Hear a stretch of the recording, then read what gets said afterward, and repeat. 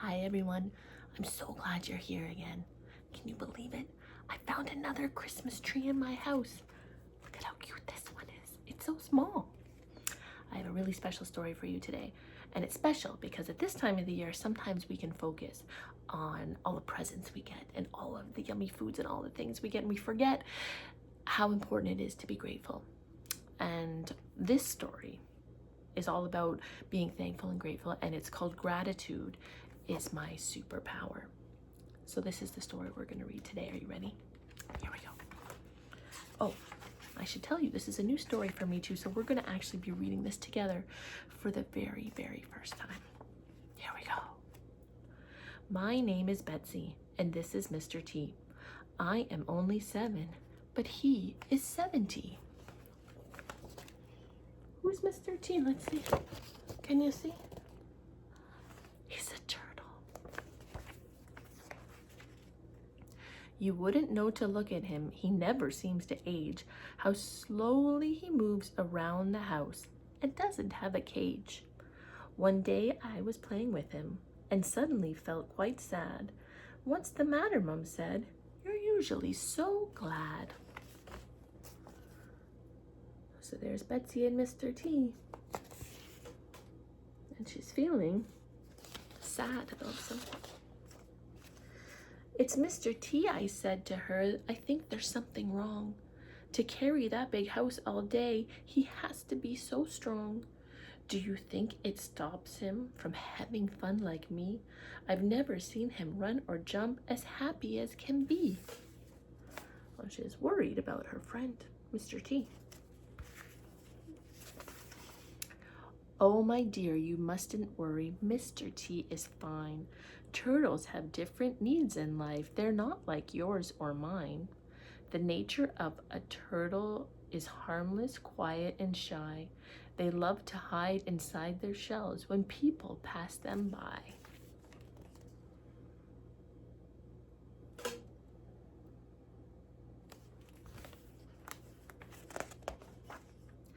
So Mr. T is very grateful for everything he's got, which means he doesn't worry about the things he has not. Let's play a game together, Mum said. I call it gratitude. It will help you understand Mr. T. Are you in the mood? So, just gonna learn a new game with her mom. Mum takes me to the garden, and just behind the flowers, picking up a stone, she says, this has superpowers.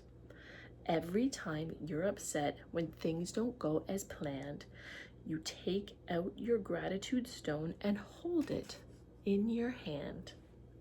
The stone will work its magic, and soon you'll begin to see that everything that's happening now is what was meant to be.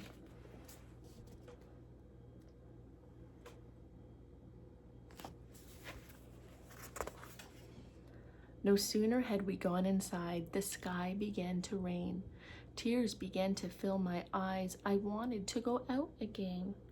Remembering my special stone, I squeezed with all my might. What could I be grateful for when rain was in my sight?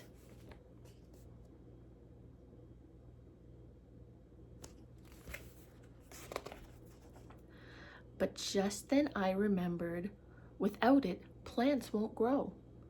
Fish wouldn't live in the sea, and the rivers wouldn't flow. So thank you, sky, for raining. You're really rather clever.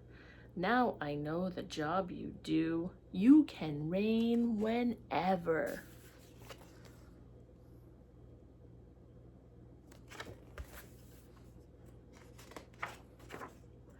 Next morning, it was time to wake. My body's filled with dread. Going to school is the last thing I want. I would rather stay home instead. Beneath my pillow is my stone. I squeeze it once again, remembering the friends I'd see and my teacher, Mrs. Blaine. There she is. She doesn't want to go to school. She wants to stay in bed. And then she starts thinking about her teacher and her friends and how happy she'll be at school. At school, I had forgotten. Today was sibling day. I don't have any siblings, so I won't know what to say. My stone will have the answer, I thought. I'll squeeze it and we'll see. Of course, I said, I'm grateful because I have Mr. T.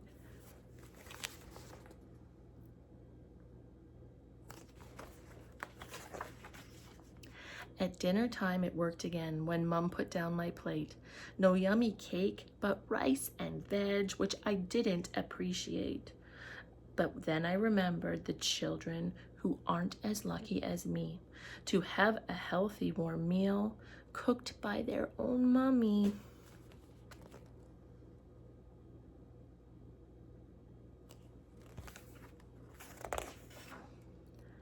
At bedtime, when I'm not tired and I want to play instead, I'm grateful for my turtle PJs and my cozy warm bed.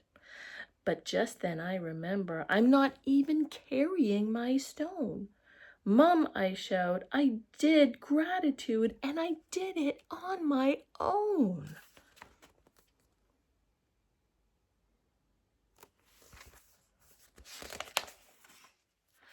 Of course you did, my darling, because gratitude is in there. Up on my heart, she places her hand, and with the other she strokes my hair. So gratitude is in all of us, I said, and we all have to do is stop and think how thankful we are when we are feeling blue.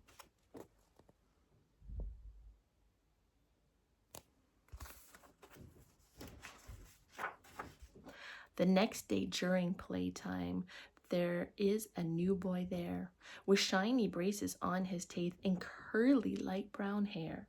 Tears are falling down his face. He wished he had not moved, a decision made by his parents that he had not approved.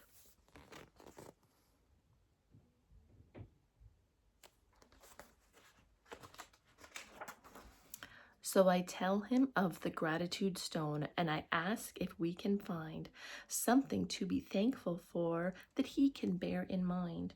He holds the stone and thinks a minute and a smile across his face. I'm thankful for our new home, the garden, and so much space.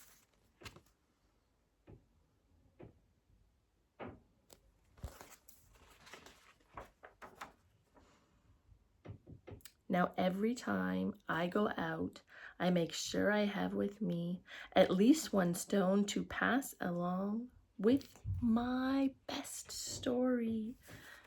There's all the people she's telling stories to and sharing what they're grateful for.